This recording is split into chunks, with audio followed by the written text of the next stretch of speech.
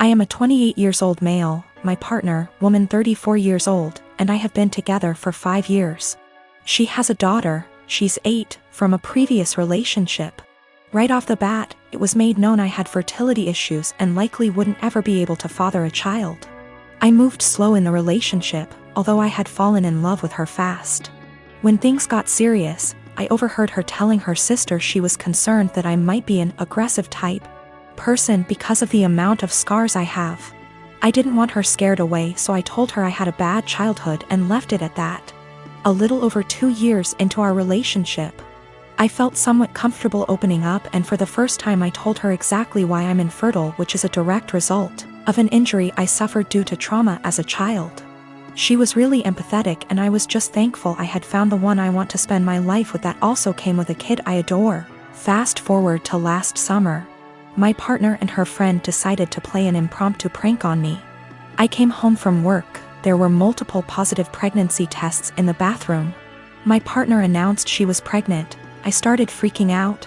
A happy freak out cause I thought I had hit the lottery with the slim to none chance I have. They both started laughing. The tests were from the friend and not my partner. I was pretty much devastated and felt really let down that my partner would actually pull a prank like that. At first she was shocked by my reaction and said, "I thought you'd know it was a joke considering your circumstances." She ended up apologizing after realizing how hurt I was. 3 weeks ago she arranged a huge dinner with her entire family at our house. She had us play this stupid mystery game and ultimately announced to everyone she's pregnant. Her mother and sisters were deliriously happy. Immediately I got pissed thinking this was yet another prank, so I showed absolutely no emotions, which everyone caught on to. I said to my partner, "Either you're just mentally disturbed or you're cheating." That's pretty much when all hell broke loose. My partner's POV is that she was sincerely apologetic about the prank, and I should know her well enough to not think she'd ever pull that stunt again. She's also livid at me for ruining the announcement, embarrassing her in front of her entire family, causing them to think I'm a horrible person, and then finally insinuating that she's a cheater. I still stand by my claim that had she never pranked me, my reaction would have been different. I do find it odd she decided to tell me along with her family. Things would have likely went over better had she told me first, and then we announced it together. But I'm starting to think I acted immaturely causing scene in front of her family, and I think that's maybe where I'm wrong. When my sister, Annie, was 18 and I was 21, she got pregnant and had a daughter, Sophie. She developed what we believe was postpartum depression, but was never diagnosed as she refused therapy.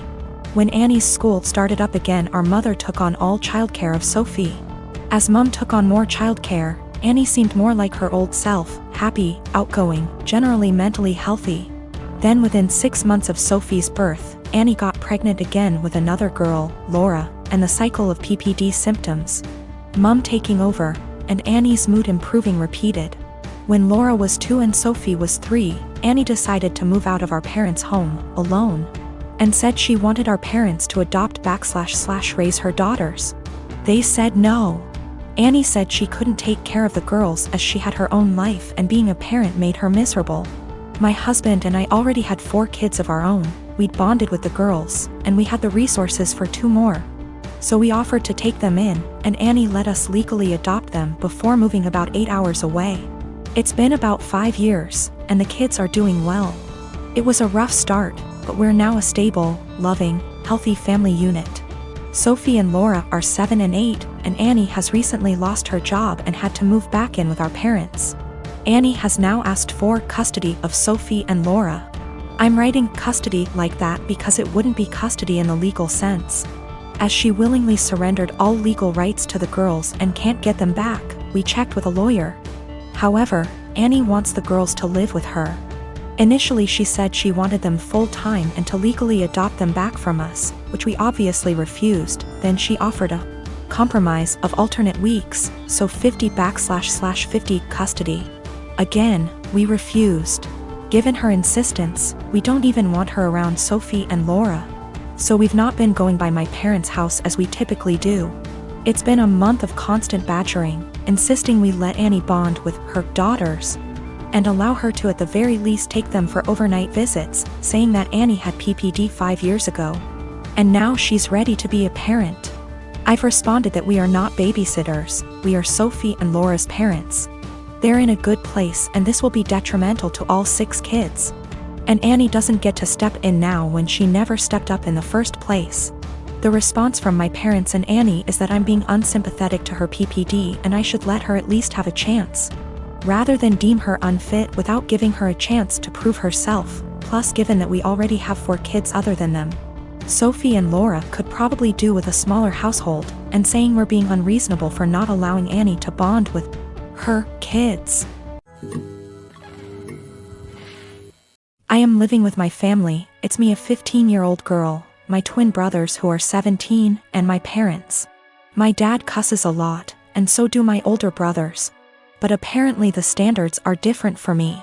My dad overheard me saying a couple cuss words when I was on the phone with my friends and he got mad at me for my language. And for how trashy and unladylike it was. This wasn't the first time he called me, and only me, out for bad language. But it was the one that frustrated me the most because I could tell there was a double standard. I thought of calling him out on his language and hypocrisy, but then I had a different idea. I said that, yeah, it was a bad habit I was forming and didn't want to make a pattern, because if I got in the habit of cussing a lot, that wouldn't make me come off well when I start getting jobs or going to college. And as I was growing up, I wanted to learn how to speak respectfully and intelligently. But it was hard to keep from bad habits when I heard him and my brothers having potty mouth syndrome so often. They're setting an example whether they realize it or not. So I wanted to work on things for myself, but also together as a family. I suggested we make a swear tax where if anyone swears in front of anyone else who's participating, they give $1 to each person who heard them. I'd want that rule for myself because it would keep me accountable and I'd really like it if the family joined me for it. So my dad said he'd join, and so would my mom. They got my brothers to be a part of it too. They didn't really have a choice, my parents decided to make it a rule. I know it's kinda petty, but I wanted to make the point that my dad and brothers swear a lot and I almost never do. In the few months we've had the rule, I've gotten about $250 from hearing my dad and brothers cuss. And have not sworn once. It's kinda making my brothers angry because they often cuss when they're mad, and I ask them for money, so they get madder and cuss more. So I get more money until they shut up. My dad actually got mad at me too. He was having some drinks, calling his brother and talking. And I came over after and asked for $18. He actually said he wouldn't give me that much, and there should be a cutoff. He gave me $5, which sends a weird message. Like swearing is bad, unless you want to swear a lot, then it's cool. I did it because I know I swear the least out of my family, but I was the only one getting in trouble for it. I met her 2 years ago when we worked together and quickly became very close. She helped me through the darkest times of my life. I was mid-split with an abusive ex when we met. And I helped her through some really tough and unimaginable things. There were lots of rumors at the time we were seeing each other and everyone assumed we were an item. But for the past 2 years our relationship has been purely platonic. She was my best friend, and up until a few weeks back I don't think we'd even ever hugged. Fast forward to a week ago, she came over for dinner and wine. This is very common and normal.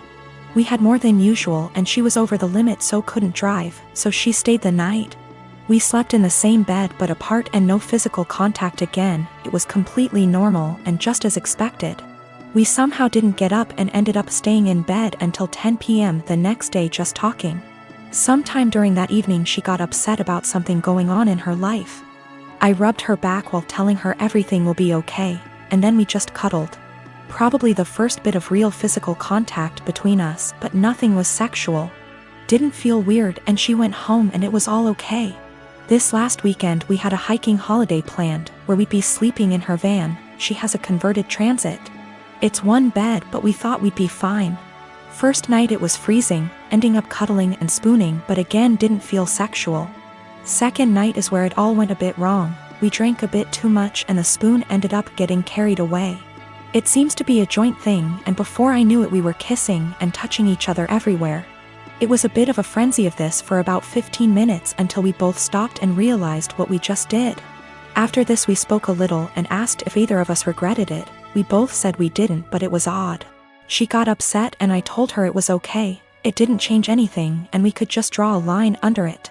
We woke up the next morning and it happened again. We didn't talk too much but then went for a walk, and then just before we headed home we ended up all over each other again. We were completely naked but again stopped, cuddled and lay there. We both agreed it was a what happens in X, stays in X type event. It was a really long trip home, 6 hours plus. During this she would rest her head on my hand on lap ECT, and it seemed very different to our usual dynamic. When we stopped at services for breaks we seemed to walk arm in arm. We kept kissing on and off but it seemed strangely normal. We arrived back at her home. She lives with her dad at the moment, but just before I left she kissed me again and thanked me for a wonderful weekend.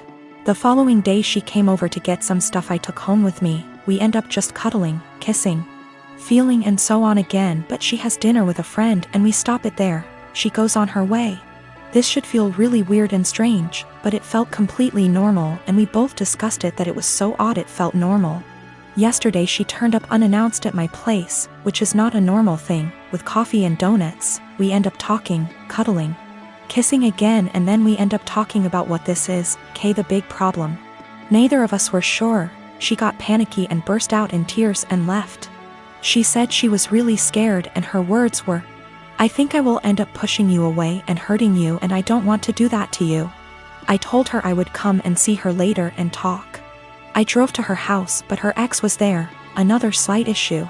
They broke up 6 years ago, stayed close friends. He is a lovely bloke but in his head he is certain they will get married and have children.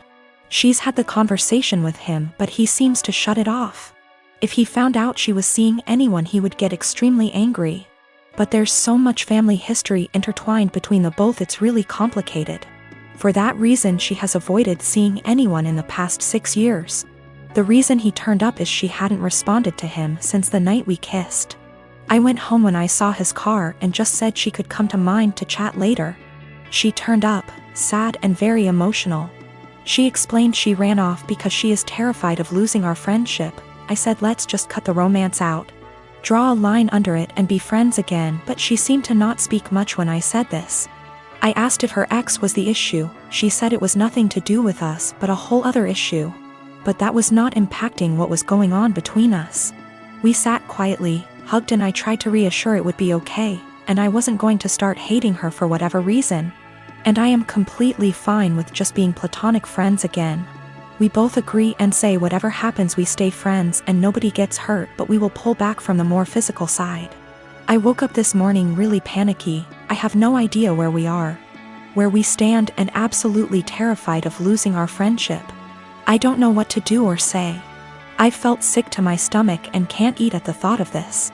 She is coming around later to collect some of her clothes she left last night, and I am thinking I need a plan of what to say / do. I cannot lose my best friend. She is absolutely everything to me, but I am worried we crossed a line and there's only one eventual outcome which won't be good.